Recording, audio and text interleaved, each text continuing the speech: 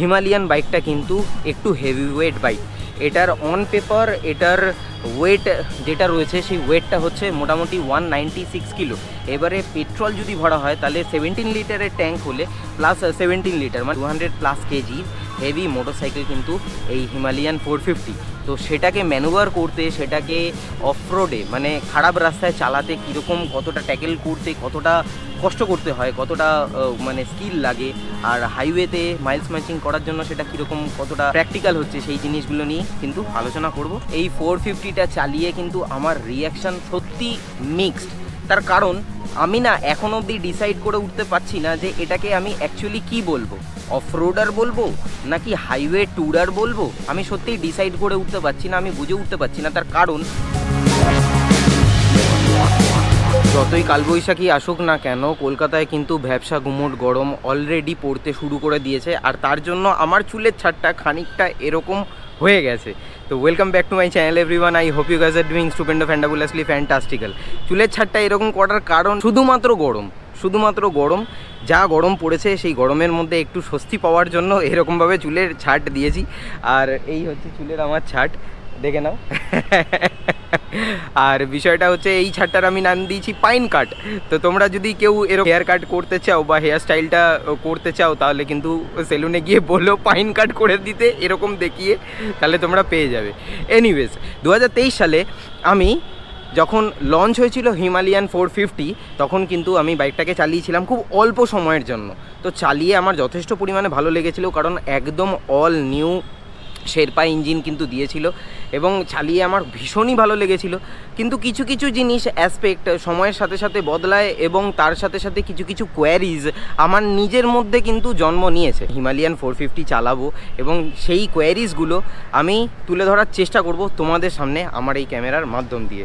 তো বেশি দেরি না করে তোমাদেরকে দেখিয়ে দিই, এই হচ্ছে হিমালয়ান 450। 2023 সালে যখন আমি প্রথমবার এই বাইকটাকে চালিয়েছিলাম তখন কিন্তু আমি ওয়াক অ্যারাউন্ড দেখিয়ে দিয়েছিলাম, এবং তোমরা যদি সেই ওয়াক অ্যারাউন্ড ডিটেলে যদি দেখতে চাও আমি আই বাটনে ভিডিওর লিঙ্কটা দিয়ে দিচ্ছি, সেখান থেকে কিন্তু তোমরা দেখে নিতে পারো। অল্প একটুখানি ওভারঅল কি আছে না আছে সেই অ্যাসপেক্টগুলো তোমাদেরকে দেখিয়ে দেবো। আজকে আমি টেস্ট করব এই বাইকটার পারপাস কি, মানে যে পারপাসের জন্য এই বাইকটা বানানো হয়েছে বা এটার যে জনার, সেই জনারটা তোমাদের সামনে ক্ল্যারিফাই করব এবং আমারও কিছুটা ক্ল্যারিফিকেশন হয়ে যাবে। তো সেটা সিটি রাইডে কীরকম পারফর্ম করছে, অফরোডিং ক্ষেত্রে মানে টুকটাক খারাপ রাস্তা, টুকটাক বলবো না, যথেষ্ট ভালো খারাপ রাস্তায় ট্যাকেল করার জন্য হিমালয়ান অ্যাকচুয়ালি বানানো হয়েছে।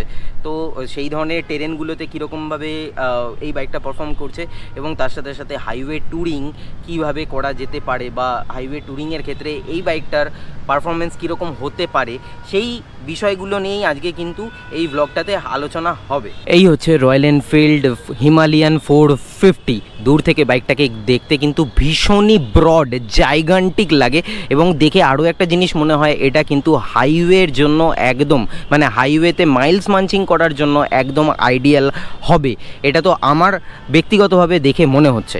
এবারে চলে আসি সবার প্রথমে ইঞ্জিনে। ইঞ্জিন হচ্ছে 452 সিসির DOHC সিঙ্গেল সিলিন্ডার লিকুইড কুল ইঞ্জিন, যেটা কিন্তু রয়্যাল এনফিল্ডের প্রথম লিকুইড কুল ইঞ্জিন।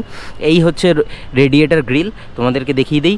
এখানে হচ্ছে রেডিয়েটার গ্রিল, আর এটা আসে কিন্তু 6 স্পিড গিয়ার বক্সের সাথে স্লিপার অ্যাসিস্ট ক্লাচের সঙ্গে। আর তার সাথে সাথে এই ইঞ্জিন কিন্তু 39.47 বিএইচপির পাওয়ার প্রডিউস করে 8000 RPM-এ এবং 40 নিউটন মিটার টর্ক প্রডিউস করে 5500 RPM-এ। এই বাইকটা কিন্তু 3000 RPM-এ 90% টর্ক কিন্তু ডেলিভারি করে। তার মানে ভীষণই টর্কি ইঞ্জিন কিন্তু হিমালয়ান 450, মানে শেরপা ইঞ্জিনটা কিন্তু ভীষণই টর্কি ইঞ্জিন। এটা কিন্তু হাই কম্প্রেশন ইঞ্জিন, কারণ এর কম্প্রেশন রেশিও হচ্ছে 11.5:1 রেশিও। ফ্রন্টের দিকে যদি চলে আসি, এখানে দেওয়া হয়েছে হচ্ছে LED হেডল্যাম্প, সামনে একটা বিক রয়েছে এবং ফ্রন্টে রয়েছে হচ্ছে 21 ইঞ্চির স্পোক হুইলস এবং তার সাথে টিউব টায়ার। আর সামনে টায়ারের সেকশন হচ্ছে 90/90 21। রিয়ার সেকশনের টায়ার হচ্ছে 17 ইঞ্চেসের। রিয়ার সেকশনের টায়ারের সাইজ হচ্ছে 140/80 R17। পেছনে রয়েছে হচ্ছে শোয়ার মোনো শক সাসপেনশন, সামনে রয়েছে USD suspension, USD folks. Ground clearance হচ্ছে 230 mm এর গ্রাউন্ড ক্লিয়ারেন্স, অনেকটাই গ্রাউন্ড ক্লিয়ারেন্স কিন্তু আছে। এবং তার সাথে সাথে মেন স্ট্যান্ড কিন্তু হিমালয়ানে প্রোভাইড করা হয়, মেন স্ট্যান্ড সাথে সিঙ্গেল স্ট্যান্ডও থাকে।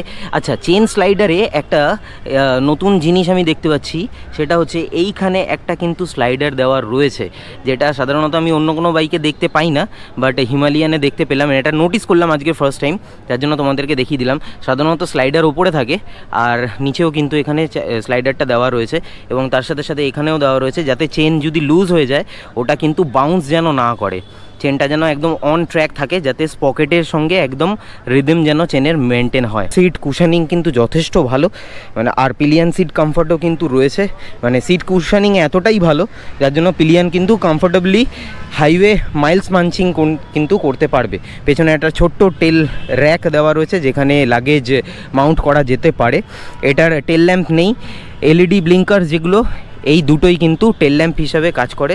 পেছনে এক্সস্ট কাইন্ড অফ এরকম দেখতে, ছোট্ট কিন্তু খুব বেশি সাউন্ড দেয়। এই হচ্ছে 17 লিটারের ফুয়েল ট্যাঙ্ক। আর তার সঙ্গে সঙ্গে আমি যদি তোমাদেরকে ডিসপ্লেটা দেখাই, ডিসপ্লেটা কাইন্ড অফ এরকম দেখতে। এই যে ফ্লিকারিং যেটা হচ্ছে, এটা ফ্লিকারিংটা ডিসপ্লের কোনো প্রবলেম নয়, কারণ আমি খালি চোখে ভালো দেখতে পাচ্ছি। গোপ্রোর ওই 50 হার্টজ এবং 60 হার্টজের যে ব্যাপারটা থাকে সেটার জন্য এই ফ্লিকারিং ইস্যুটা তোমরা পাচ্ছ। এটাকে অ্যাভয়েড করো। আর টার্ন অফ ইনফরমেশন কিন্তু এই ছোট্ট মনিটর থেকে কিন্তু কন্ট্রোল করা যায় বা ইনফরমেশন কিন্তু নেওয়া যায়। সুইচ গিয়ার্সগুলো এখানে রয়েছে, এখানে মোড বাটন রয়েছে, আর এখানে রয়েছে হ্যাজার্ড লাইটের বাটন, এবং তার সাথে সাথে এখানে পাস সাইন, আপার ডিপারের সাইন, এখানে হচ্ছে হর্ন, আর এই ছোট্ট এই বাটনটা দিয়ে মেনু বাটন টগল করা যায়। কাজা ব্রাউন এই যে ভেরিয়েন্ট যেটা রয়েছে, এটা হচ্ছে বেস ভেরিয়েন্ট, আর এই বেস ভেরিয়েন্টটার কলকাতাতে অন রোড প্রাইস হচ্ছে গিয়ে 3,35,000 অ্যাপ্রক্সিমেটলি। আর এটা কিন্তু টিউব টায়ারের সাথে আসে উইথ স্পোক হুইলস। আর হিমালয়ানের যে টপ এন্ড ভেরিয়েন্ট রয়েছে সেটাতে কলকাতার অন রোড প্রাইস হচ্ছে 3,50,000 অ্যাপ্রক্সিমেটলি, সেটা কিন্তু টিউবলেস টায়ারের সাথে আসে। তোমাদের যদি কোনো কোয়ারিজ থেকে থাকে তাহলে সেটার জন্য ডিসক্রিপশন বক্স অবশ্যই চেক করে নিও। রয়্যাল এনফিল্ড সেনাই মোটরস কন্ট্যাক্ট ডিটেলস কিন্তু আমার ডিসক্রিপশন বক্সে দেওয়া রয়েছে, সেখান থেকে কিন্তু তোমরা কোয়ারিজ করে নিতে পারো। তো চলো আর বেশি দেরি না করে হেলমেটটা পরে এবারে বাইকটাকে চালাই আর তোমাদেরকে বলি যে বাইকটার কীরকম পারফর্ম করছে। আরেকটা জিনিস বলতে ভুলে গেছি, হিমালয়ান বাইকটা কিন্তু একটু হেভি ওয়েট বাইক। এটার অন পেপার এটার ওয়েট যেটা রয়েছে সেই ওয়েটটা হচ্ছে মোটামুটি 196 কিলো। এবারে পেট্রোল যদি ভরা হয় তাহলে 17 লিটারের ট্যাঙ্ক হলে প্লাস 17 লিটার 200+ কেজির হেভি মোটরসাইকেল কিন্তু এই হিমালয়ান 450। তো সেটাকে ম্যানুভার করতে, সেটাকে অফরোডে মানে খারাপ রাস্তায় চালাতে কীরকম, কতটা ট্যাকেল করতে কতটা কষ্ট করতে হয়, কতটা মানে স্কিল লাগে, আর হাইওয়েতে মাইলস ম্যাচিং করার জন্য সেটা কীরকম কতটা প্র্যাকটিক্যাল হচ্ছে, সেই জিনিসগুলো নিয়ে কিন্তু আলোচনা করব। যেমনটা বলছিলাম এই বাইকটা কিন্তু প্রচণ্ড ভারী, মানে ওজন আছে, আর ডবল স্ট্যান্ডে রয়েছে বাইকটাকে। তো বাইকটার এই গ্র্যাব রেলে আমি হাত দিয়ে এরকমভাবে টেনে মোটামুটি হ্যাঁ ওয়েট তো ফিল হয় বস, ওয়েট কিন্তু ভালো ফিল হয়। আর সিঙ্গেল স্ট্যান্ডে আমি দাঁড় করিয়ে এবার বাইকটাতে আমি হপন করব। আমার হাইট মোটামুটি একটু স্ট্যান্ডার্ড হাইট রয়েছে, যার জন্য আমার কিন্তু বোথ সাইড কিন্তু ফ্ল্যাট ফিট হয়, বোথ সাইডই ফ্ল্যাট ফিট হয়। তো চলো, ককপিট ভিউটা কাইন্ড অফ দেখতে এরকম। আর শুরুতেই বলে রাখি, যদি মিটারটা ফ্লিকার করে থাকে তাহলে এটা আমার দোষ নয়, এটা কিন্তু ওই 60 হার্টজ 50 হার্টজের যে ব্যাপারটা থাকে সেটার জন্যই কিন্তু এই ফ্লিকারিং ইস্যুটা রয়েছে। ফার্স্ট স্টার্ট দিলাম, ফার্স্ট স্টার্ট দিয়ে ফার্স্ট গিয়ার কিন্তু খুব স্মুথ গেছে। আচ্ছা, এটা টেস্ট রাইডি ভেহিকেল এবং এটার কিলোমিটার হচ্ছে 1684তে আমি এখন এই মুহূর্তে চালাচ্ছি। আচ্ছা, অ্যাম্বিয়েন্স অন হয়ে গেল, এই দেখো অন, অ্যাম্বিয়েন্স অন হয়ে গেল, হোয়াইট ছিল এখন ব্ল্যাক হয়ে গেল, আবার হোয়াইট হয়ে গেল। বাইকটাতে বসে সবার প্রথম আমার যেটা ফিল হয়েছে সেটা হচ্ছে seat comfort. Seat comfort is too good man, too good. আমার বাট সেকশনে যা কমফর্ট আমি পাচ্ছি সেটা লং ডিস্টেন্সের জন্য কিন্তু আমার অ্যাডভান্টেজ বলেই মনে হচ্ছে। যদি রাইডারের সিট কমফর্ট যদি এরকম হয়ে থাকে তাহলে পিলিয়ান সিট কমফর্টটাও কিন্তু সেরকমই হবে। তো আমি যদি একটুখানি পিছিয়ে বসি, এই আমি পিছিয়ে বসলাম, হ্যাঁ পিছে ভালো মতো বোঝা যায় না, বাট তাও ঠিকঠাকই লাগলো, মানে পিলিয়ন হিসাবে বসতে হবে না, তো সেক্ষেত্রে কিন্তু যথেষ্ট ভালোই কিন্তু আমার সিট কমফর্ট লাগলো। আর সিটি ট্রাফিকে ম্যানুভার করতে খুব একটা বেশি প্রবলেম হচ্ছে না, তবে ইঞ্জিনের আমি তো জানি এটা একটু হাই রেভ মোটর, যার জন্য ইঞ্জিন হিট হবে, ইঞ্জিন হিটিং। হ্যাঁ, পায়ে আমার গোড়ালির ডান পায়ে আমার গোড়ালির কাছে কিন্তু একটু হিট লাগছে, 3000 RPM এ 90% টর্ক যেহেতু ডেলিভারি করে, যার জন্য এখনই আমি বুঝতে পারছি ফোর্থ গিয়ারে কত সুন্দর পিক আপ নিচ্ছে। মানে আমি যদি এখান থেকে পুল নেই, এই পুল, ওফ লাভলি, এবং তার সাথে সাথে ব্রেকিং বাইটটাও কিন্তু যথেষ্ট ভালো লাগলো আমার। মানে ডবল ট্যাপ যদি আমি করছি, আমি সিঙ্গেল ট্যাপ করছি না, তো এই পুল ওয়াও, ও হো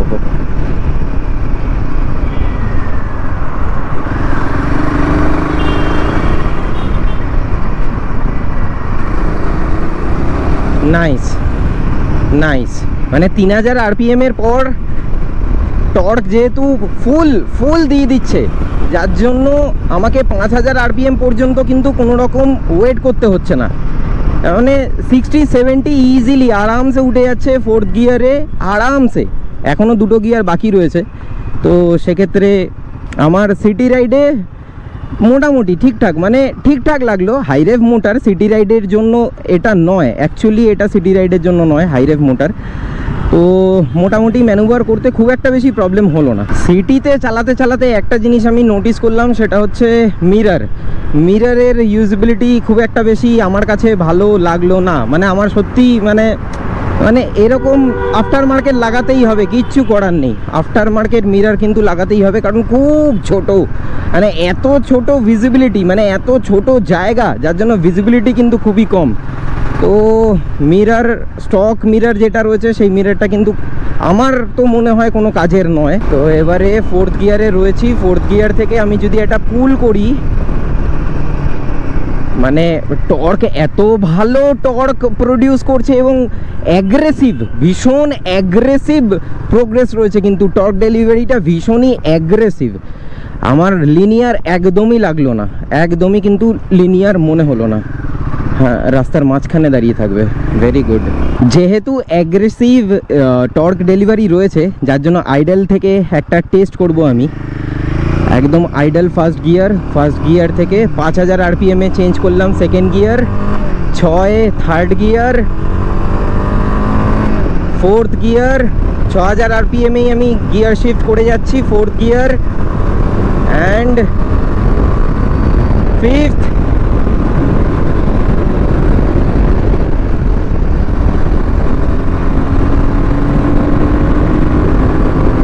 আর এই সিক্সথ।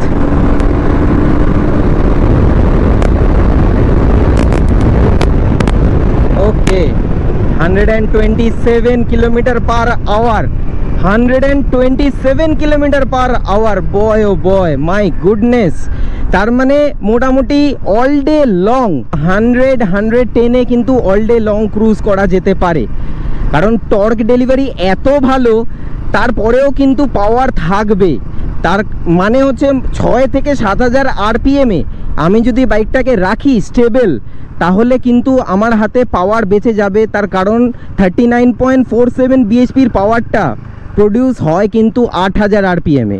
তার মানে আমার হাতে এখনও 1000 RPM রয়েছে ওই পুরো টোটাল যে পাওয়ার যেটা রয়েছে, সেই পাওয়ারটাকে ইউটিলাইজ করার জন্য। বাইক এখন রয়েছে একদম আইডলে। এবারে আমি একটু অ্যাগ্রেসিভ চেজ যদি আমি করি, অ্যাগ্রেসিভ চেজ, তোমরা ইঞ্জিনের সাউন্ডটা শোনো শুধু।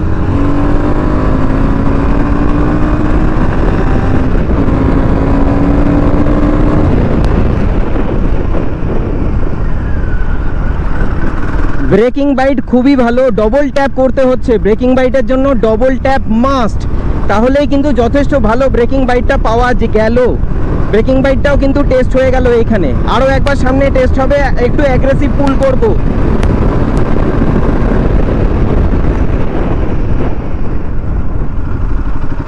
ওকে,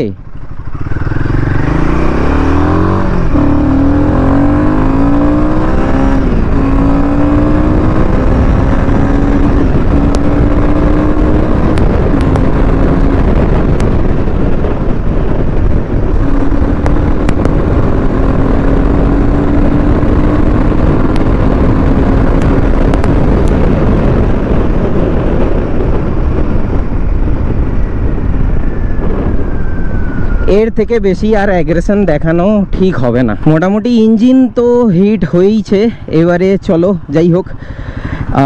এই হচ্ছে টার্নিং রেডিয়াস দেখানোর জায়গা। এই ফুল একদম ফুল হ্যান্ডেল বার লক, বাইক রয়েছে আইডালে। এবারে আমি যদি ক্লাসটা ছেড়ে দেই উইদাউট এনি অ্যাক্সিলারেশন, তাহলে কিন্তু বাইকটা মোটামুটি হাফ রাস্তাতেও কেটে গেল। এই হচ্ছে মোটামুটি টার্নিং রেডিয়াস, তোমরা এখান থেকে আন্দাজ কিন্তু করে নিতে পারবে। ওকে চলো, এবারে যেহেতু এটা অফরোডার চালাচ্ছি, হিমালয়ান মানেই তো অফরোড, তাই না? তো একটুখানি অফরোড সেকশানে যাওয়া যাক। আচ্ছা, আজকে একটুখানি স্যাডেল কম করব, কারণ যদি পিলিয়ন পেছনে বসে থাকে সে তো আর স্যাডেল করতে পারবে না, রাইডারই একমাত্র স্যাডেল করতে পারবে।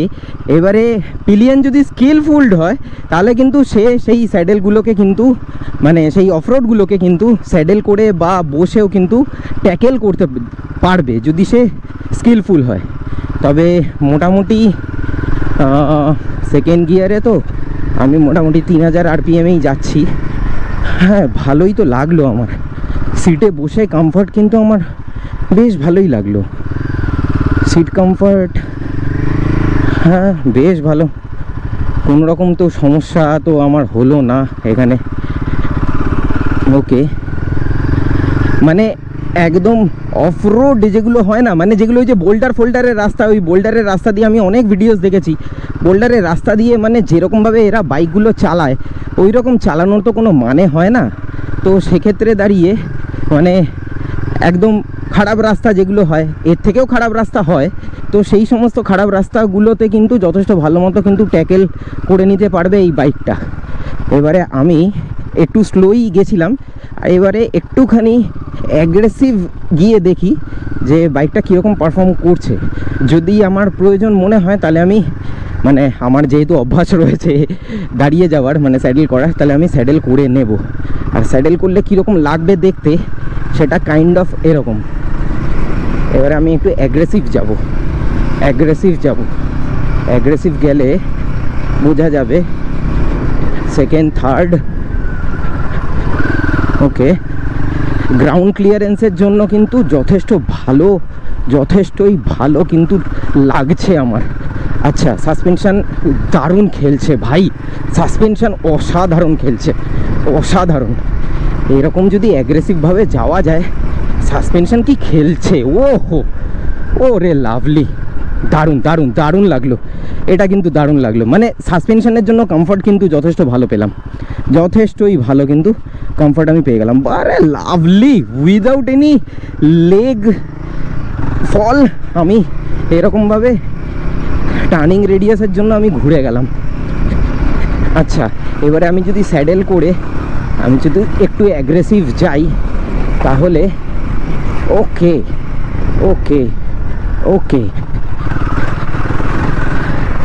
তবে আমার যতদূর মনে হচ্ছে ওই ট্রেল বা ট্র্যাকের জন্য এই বাইকটাকে নিয়ে মানে যারা স্কিল জানে তারা মানে যারা চালাতে জানে তাদের জন্য তো কোনো রকম প্রবলেম হবে না, বাট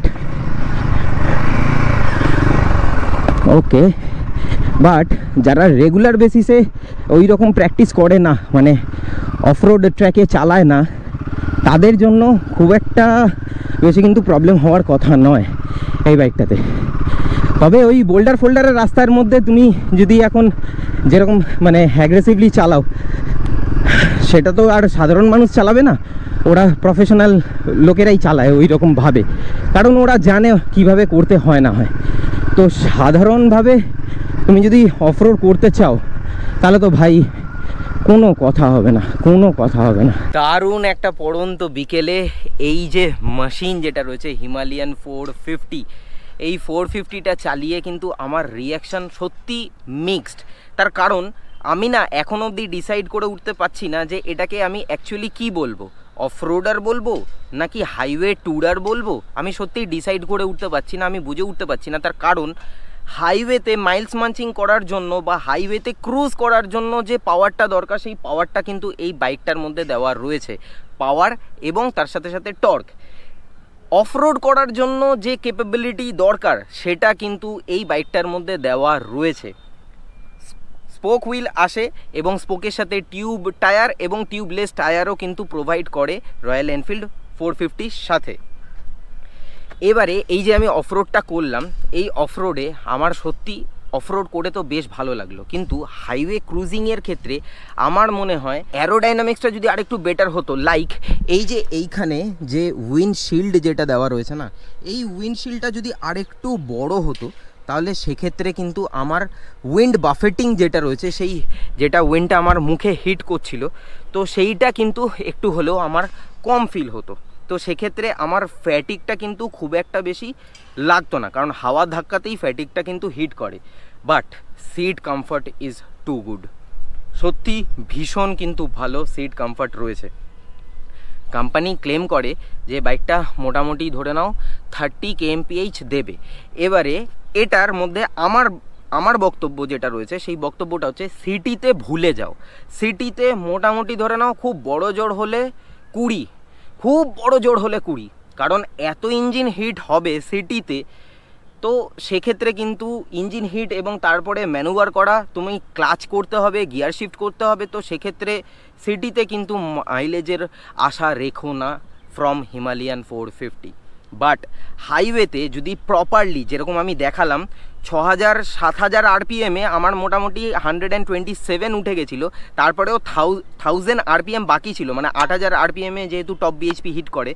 তো সেক্ষেত্রে কিন্তু মোটামুটি 110-এ আমি যদি ক্রুজ করে যাই অল ডে রং, তাহলে মোটামুটি অ্যাপ্রক্সিমেটলি আমার আইডিয়া অনুযায়ী মোটামুটি 30 মাইলেজ পাওয়া গেলেও পাওয়া যেতে পারে। 28 থেকে 30 সেফার সাইড বলে রাখলাম। যদি কেউ বেশি পেয়ে থাকে তাহলে প্লিজ সেই হিমালয়ান ওনার আমাকে একটুখানি কমেন্ট বক্সে কমেন্ট করে জানাও, তাহলে সেক্ষেত্রে যারা এই ব্লগটা দেখছে তারাও কিন্তু জানতে পারবে যে সে মানে আপনি বা তুমি কতটা মাইলেজ পেয়েছো ফ্রম হাইওয়ে ট্যুরিংয়ের ক্ষেত্রে। তাহলে তাদেরও যারা পারসিউ করছে এই বাইকটাকে কেনার জন্য, তাদের কিন্তু অনেকটাই হেল্প হয়ে যায়। হাইওয়েতে যদি আমি 30 km/লিটার যদি বাইকটা থেকে মাইলেজ পেয়ে যাই, 17 লিটারের ফুয়েল ট্যাঙ্ক থেকে মোটামুটি 510 কিলোমিটারের রেঞ্জ পাওয়া যেতে পারে। 510 কিলোমিটার মানে হচ্ছে আমি যদি 100 কিলোমিটারও যদি বাদ দিয়ে দেই, মোটামুটি 400 কিলোমিটারও ধরি, তাহলে 400 কিলোমিটার আমি যদি ভুল না হই তাহলে পুরো ঝাড়খণ্ডের স্ট্রেচ এবং পুরো বিহারের স্ট্রেচ এটা কিন্তু কমপ্লিট হয়ে যাবে। তারপরে ফুয়েল ব্লিঙ্ক করবে এবং তোমাকে তেল কিন্তু ভরাতে হবে, কারণ টোটাল ঝাড়খণ্ডের স্ট্রেচটা হচ্ছে গিয়ে 210 কিলোমিটার আর বিহার হচ্ছে 205 কিলোমিটার। তো এই টোটাল স্ট্রেচটা কিন্তু কমপ্লিট হয়ে যাবে। এবার আমি যদি তোমরা যদি বলো ওয়েস্ট বেঙ্গল, মানে আমাদের এয়ারপোর্ট থেকে ওয়েস্ট বেঙ্গলের বর্ডার মানে বরাকর নদী পর্যন্ত ডিস্টেন্স হচ্ছে মোটামুটি ধরে নাও 235, আর প্লাস হচ্ছে ঝাড়খণ্ড 210। তো সেক্ষেত্রে সেটাও কিন্তু কমপ্লিট হয়ে যাবে, মানে একটা ফুয়েল ট্যাঙ্কে এতটা কিলোমিটার কিন্তু রাইড করতে পারবে হাইওয়েতে কোনো রকম মানে ফুয়েল স্টপ ছাড়া। এটা কিন্তু অনেক বড় প্লাস পয়েন্ট হবে হাইওয়ে ট্যুরিংয়ের জন্য, অনেক বড় প্লাস পয়েন্ট হবে। মানে তেল ভরার কোনো টেনশন নেই, তুমি শুধু বাইক চালিয়ে যাও। এবারে আসি সিট হাইট এবং তার সাথে সাথে যে রাইডার তার কোন হাইট থাকলে এই বাইকটা সব থেকে বেশি সুটেবল হবে। দেখো এটা কিন্তু 2 স্টেপ অ্যাডজাস্টেবল সিট রয়েছে এটাতে, তো সিটের হাইটটাকে কিন্তু কম বেশি করা যায়। মিনিমাম 805 আর ম্যাক্সিমাম বোধহয় 825 এরকম সিট হাইট আপ ডাউন কিন্তু করা যায়। যদি লাগেজ মাউন্ট করে এই বাইকটাতে হায়ার সাসপেনশন মানে হায়ার সিট হাইটে যদি রাখা যায়, তাহলে কিন্তু যখনই লাগেজ মাউন্ট হবে, স্যাডেল ব্যাগ বসবে, তারপরে পিলিয়ন বসবে, তখন কিন্তু যদি মোটামুটি ধরে নাও 5, 6, 5, 7-এরও যদি কারোর হাইট থেকে থাকে, তাহলে সে কিন্তু ফ্ল্যাট ফিট করতে পারবে বলে আমার ব্যক্তিগতভাবে মনে হয়। একটু হালকা রাইডিং স্টান্সটা উঁচু থাকবে, বাট সেটা কিন্তু ম্যানেজেবল। আর যদি মনে হয় না কনফিডেন্ট নয় সে মানে সেই রাইডার ওই হাইটের, তাহলে সেক্ষেত্রে কিন্তু সে সিট হাইটটাকে রিডিউস করে নিলেও করে নিতে পারে। তবে আমার ব্যক্তিগতভাবে মনে হয় 5-5-এর নিচের কোনো রাইডার এই বাইকটাকে চালাতে তো পারবে সে যদি স্কিলফুল হয়, বাট নিয়ে একটু ম্যানুভার করতে একটু প্রবলেম হবে, তার কারণ বাইকটা কিন্তু একটু হলেও ফ্রন্ট হেভি। এই বাইকটাকে যদি কেউ পারচেস করতে চায় তার পারপাসটা কী হবে? তার ওয়ান অ্যান্ড অনলি পারপাস হবে হচ্ছে ট্যুরিং। আমার ব্যক্তিগতভাবে যেটা মনে হয় সেটা হচ্ছে only for touring purpose. Touring এবং কেউ যদি অফরোড করতে চায়, টুকটাক অফরোড করবে, তার জন্য সে পারচেস করতে পারে। ট্যুরিং যদি এই বাইকটার পারপাস হয়, তাহলে কিন্তু সিটিতে এই বাইকটা কিন্তু চালানো একটু দুষ্কর হবে আমার ব্যক্তিগতভাবে মনে হয়। সিটিতে চালানোর জন্য হালকা ফুলকা লাইট ওয়েট যদি কোনো ভেহিকেল যদি কারোর থেকে থাকে, মানে পুরনো 100 সিসির বাইক বা 150 সিসির বাইক, সেটা সিটিতে চালানোর জন্য একদম আইডিয়াল। বাট এটা একদমই নয়। তার সঙ্গে সঙ্গে যদি কারোর কাছে ইলেকট্রিক ভেহিকেল থেকে থাকে তাহলে তো তার তো মানে এখন আজকের ডেটে ইলেকট্রিক ভেহিকেল এতটাই ইকোনমিক্যাল হয়ে গেছে না, আমি নিজে ভাবছি একটা ইলেকট্রিক ভেহিকেল যদি নেওয়া যায় ডেলি পারপাসে, ডেলি ইউজ করার জন্য, তাহলে আমার ডেলি ইউজেজে যে কস্টটা থাকে সেই কস্টটা কিন্তু অনেকটা পরিমাণে রিডিউস হবে। ইলেকট্রিক ভেহিকেল যদি কারোর থেকে থাকে এবং সে যদি এই বাইকটা পারচেস করে তার কিন্তু কস্ট কাটিং অনেকটাই হবে। এটা আমার প্র্যাকটিক্যালি মনে হয়, যার জন্য তোমাদের সাথে শেয়ার করলাম। এনিওয়েজ, আশা করি আমার যা মনে হয়েছিল, আমার মনে ব্যক্তিগতভাবে যা প্রশ্ন ছিল সেই প্রশ্নগুলো আমি তোমাদেরকে বলে দিতে পেরেছি। এবং তার সাথে সাথে যদি তোমাদের কোনো রকম কোয়েশ্চেন থেকে থাকে তাহলে সেটা কমেন্ট বক্সে কমেন্ট করে জানিও। আর কেমন লাগলো আজকের এই ব্লগটা অবশ্যই কিন্তু বলো। উইথ দ্যাট সেড আজকের ব্লগটা আমি তাহলে এখানেই শেষ করছি। দেখা হচ্ছে আবার পরবর্তী ব্লগে। Till then bye bye, take care, stay tune and keep supporting B Bong. পাশে থেকো, সাথে থেকো, ব্লগে থেকো। আর যদি এই ব্লগটা ইউজফুল লেগে থাকে তাহলে প্লিজ বন্ধুবান্ধবের সাথে শেয়ার করে দিও, যাতে তাদের একটু ডিসিশন নিতে হেল্প হয়ে যায়। দেখা হচ্ছে পরবর্তী ব্লগে।